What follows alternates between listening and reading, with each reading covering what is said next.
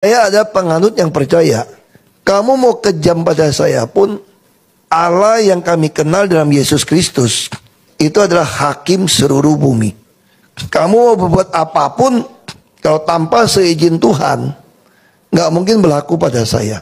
Saya diizinkan oleh Allah, maka bisa masuk ke dalam Makobrimob. Kalau saya tahu itu seizin Allah, kenapa saya mesti marah? Salam saudaraku, tadi kita sudah melihat cuplikan video daripada Ahok ya, dimana Ahok itu menjawab tentang kenapa Ahok itu tidak membenci walaupun orang-orang memperlakukan dia dengan tidak adil atau mensolimi dia. Tapi jawaban Ahok itu sangat luar biasa. Dan mari kita akan lihat video selengkapnya. Kiranya video ini bisa bermanfaat buat kita. Mari kita saksikan bersama-sama. Pertanyaan saya kemudian, Bapak menyampaikan sesuatu kepada semua yang ada di sini ini. Pertama adalah masalah keberanian. Yang kedua, melawan dengan benar. Bagaimana kiatnya Pak Ahok itu bisa melawan tanpa ada kebencian yang babi buta? Tetap dengan prosedur yang benar. Nah, saya pikir ini perlu dipahami semua orang, dan saya pikir Pak Ahok adalah orang yang tepat untuk bisa menjelaskannya. Tidak dengan kebencian, ini mohon maaf, ini bicara keyakinan.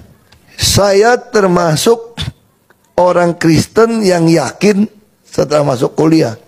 Jadi sejarah kekristenan, setelah Yesus disalib, Stefanus dirajam dengan batu, 300-an tahun itu penganiayaan besar-besaran kepada namanya pengikut Yesus. Sampai waktu mau jatuh ke penganiayaan yang masif, Kaisar Roma itu Konstantin jadi Kristen. Tapi sepanjang 300-an tahun itu dianiaya. Maka Yesus pesannya apa sebelum dia meninggal dan naik ke surga, ya bangkit naik ke surga. Orang Kristen percaya dia bangkit.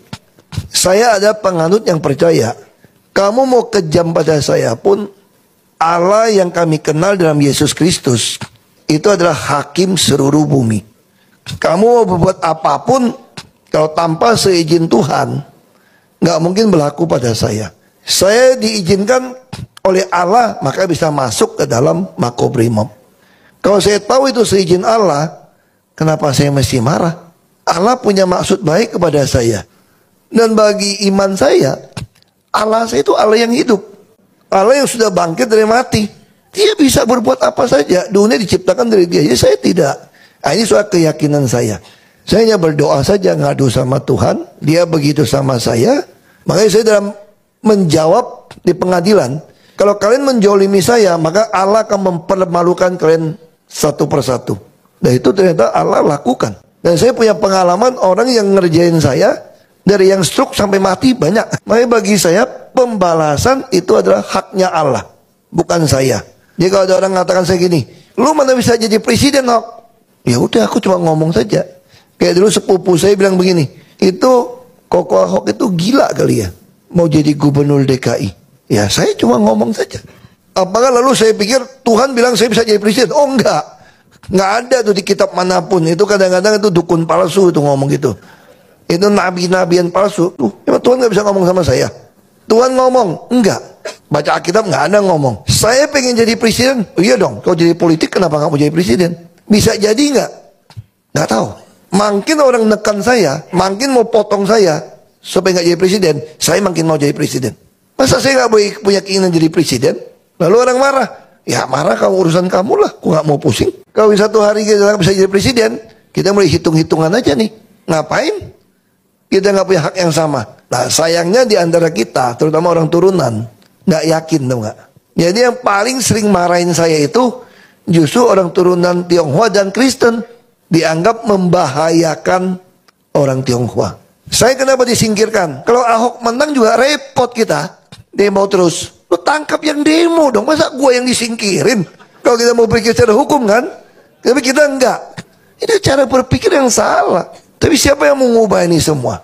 Ya kita, generasi berikutnya. Harus ada orang berani masuk jadi aparat yang lebih tegas. Bela kebenaran, keadilan, dan perikemanusiaan. Kan lucu kan? Yang demo dia kok. Yang marah dia kok. Gue yang disingkirin. Gue bingung. Dipaksain dia tersangka. Takut. Demo terus repot. Pengusaha Tionghoa juga marah sama saya. Kenapa marah? Lu kira demo-demo kita gak keluar duit untuk pengamanan? Wah, gara-gara lu ngabisin duit kita. Jadi intinya apa? lebih baik lu nggak usah jadi pejabat lagi deh, udah. Lu nggak usah jadi lagi lah. Lu mau hidup tiap bulan berapa, kita patungan deh. Bila perlu lu keluar negeri deh. Pokoknya jangan gara-gara lu bikin kacau nih. Nah jadi saya katakan, ini soal keyakinan, kami tidak pernah balas. Baik lagi soal itu. Saya tidak pernah mau balas. Kalau dulu mungkin kita emosi ya. Saya belajar menghadapi kasus demi kasus. Saya ditanya dari Romo. Ini mohon maaf, bukan mau ngabar Kristen ya. Saya ditanya dari Romo. Saya bukan Katolik, saya Protestan. Itu Uskup Agung jenguk saya. Dia tanya satu pertanyaan menarik. Pak Ahok kan orangnya emosional. Kenapa waktu hakim ketok palu yang tidak adil, memutuskan sesuatu berbeda dengan tuntutan jaksa loh sebetulnya. Walaupun hakim berhak, betul ya Pak ya? Jadi hakim memutuskan sesuatu berbeda sama pasal tuntutan jaksa. Supaya apa? Supaya bisa langsung kurung saya. Kalau pakai tuntutan jaksa kan maksimal 4 tahun. Nggak bisa langsung tangkap saya. Harus tunggu inkra. Tapi kepentingan politik, Ahok lebih baik dikurung. Kalau tidak dikurung, bunganya datang gitu banyak. 1.000 lebih orang datang ke balai kota sampai Oktober. Apa nggak kacau balau ibu kota? Satu-satu cara, masukin dia. Taruh di Cipinang, bahaya juga. Kalau terbunuh gimana? Jadi saya dikarantina lah di Makobrimob. Nggak boleh lihat aspal. Nggak pernah tahu jalan di depan kayak apa. Itu terjadi sama saya. Uskup tanya begini. Itu kan banyak wartawan sudah siap live. Kalau yang saya kenal Ahok itu, begitu keluar, pasti ngoceh gitu. Kan wartawan lagi. Semua stasiun TV nasional kan sedang live. Kok Pak Ahok juga nggak ngomong? Terus mukanya katanya, waktu dalam sidang itu, kok bisa begitu alami, sampai nunduk lagi. Hormatin tuh hakim. Saya udah khawatir Pak, waktu nonton TV itu Pak. Saya pikir Pak Ahok akan loncat, buka sepatu atau loncat, timpuk itu hakim. Ini enggak. Pak Ahok nunduk, kasih hormat, dengan muka tidak marah, tidak dibuat-buat. Sampai turun dari mobil di Cipinang, kita lihat muka Pak Ahok. Kayak biasa aja. Tapi di dalam tuh saya bisa tenang banget. Itu uskup tanya sama saya. Saya bilang saya nggak bisa jelasin. Waktu itu ada damai sejahtera di saya yang saya nggak bisa jelasin sama orang. Saya ada damai nggak bisa saya jelasin. Ya, saya temukan itu ada ayatnya ternyata. Di Filipi 4 ayat 7. Dan kamu akan mengalami damai sejahtera Allah yang melampaui segala akal pikiran manusia. Damai sejahtera Allah ini akan memelihara hati dan pikiranmu dalam Kristus Yesus. Artinya apa? Anugerah. Jadi Allah saya mengizinkan ini terjadi pada saya. Dia juga memberikan anugerah damai sejahtera pada saya saat itu. Ini anugerah. Makanya saya bisa langsung melihat ke sejarah 500 tahun yang lalu, ketika kaum reformator dibakar hidup-hidup oleh putusan gereja juga, mereka bisa sambil dibakar sambil nyanyi himne dukung satu dengan yang lain. Itu yang membuat John Calvin, seorang pengacara, jadi bertobat menjadi teolog Kristen Calvinis. Karena dia melihat orang dibakar punya damai sejahtera. Lalu dia masuk ke dalam Alkitab, saya cerita sama uskup itu. Ketika Stefanus ditimpuk, mau mati, dia nggak marah, dia malah berdiri.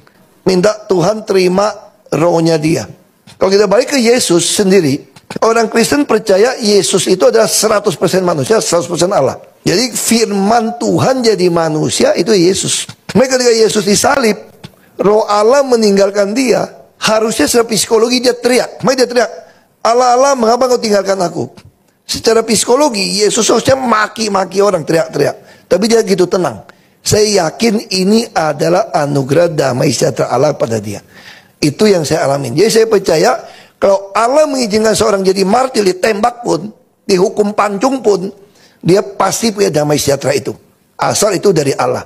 Dan dia tahu Allah nggak pernah salah. Ini anugerah.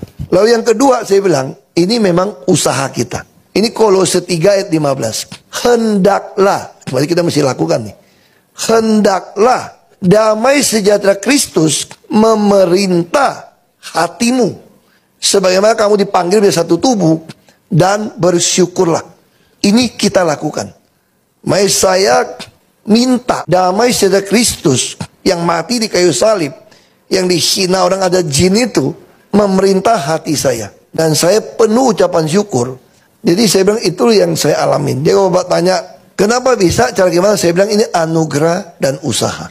Saya percaya ketika Allah mengizinkan sesuatu terjadi dan kita bisa bersyukur menerima itu, tahu ini ada kehendak Allah, pasti kita mendapatkan damai sejahtera. Puji Tuhan, memang harusnya demikian ya. Kalau orang memperlakukan kita dengan tidak adil, kita doakan mereka. Bahkan kita sampaikan kebenaran firman Tuhan. Dan ini luar biasa ya.